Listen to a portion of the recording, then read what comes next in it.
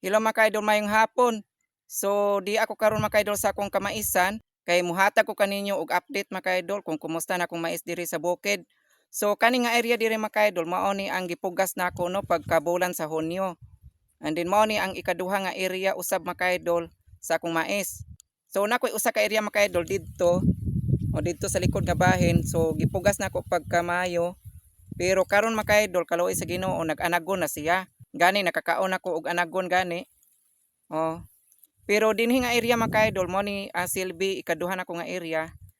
Subong palandungon mga ka-idol kay na-damage in town siya no. Oh, na-damage sila sa init mga ka-idol kay almost usa ka bulan mga ka-idol way ulan diri sa among lugar. So hinungdan nga nainani ako mais diri sa bukid. Grabing kaluoyan mga ka-idol. So ako adi ning giabunuhan mga ka-idol og katong urea. Mo lagi na mga ka-idol wala siya naka-effect gumikan kay walay ulan. Oh, grabe ka lalag mga ka-idol kung inyo makita. Grabe ka yelo. Oh, so namanay na siya mga ka-idol. Nanggawas niya ang mga banay tanan. Ang uban gani nauga na ang iyang mga banay. So wala na siya mga malo. Nangatagak na. So wala na gyud ni siya puruhan mga ka-idol. Bisan pag ulanon tingali ni. Murag wa na gyud ni siya paglaom. Nagumikan kay guwang naman gyud ni siya mga ka-idol. Nalapas na ni siya sa edad.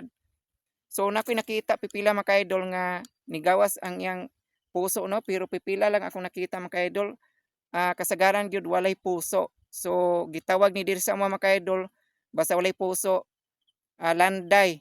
O gitawag na siya landay diri sa amoa. So grabe kaluoy mga ka-idol sa mais kung inyo makita nalaya na ang uban ani mga ka-idol.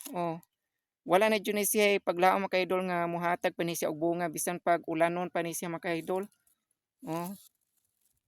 So, wa gyud naka-effect ang abono mga ka-idol. Wa man giulan gud diri. Halos usa ka bulan mga ka-idol wa gyud ulan diri sa amoang lugar. Sa ubang lugar nagsige man og ulan pero diri sa amoa wa gyud intawon matungni og ulan no. So pagka miaging bulan mga ka-idol, pagka bulan sa Mayo ug Hunyo, grabing ulan halos kada adlaw nag-ulan. Pero karong buwana mga ka-idol, bulan sa Hulyo, wala na gyud siya uwan. Gani katong pagka sa Hunyo wala na gyud siya muuwan. Pero adunay mga pag-uwan-uwan diri mga ka-idol kana ra bitaw mga taligsik lang ang among na sinati diri sa mong lugar pero wala gyud mi nakatimaan og kusog mga ka-idol karong buwana. So mao na nga hinungdan nga na yun ani among mais na damage yun in town.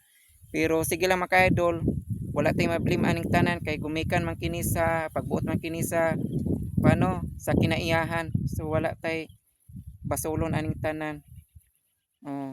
Dili man gyud ta kabuot mga ka-idol. Kay kini atong panguma og mga pananom mga ka-idol, wala gini kasiguruan.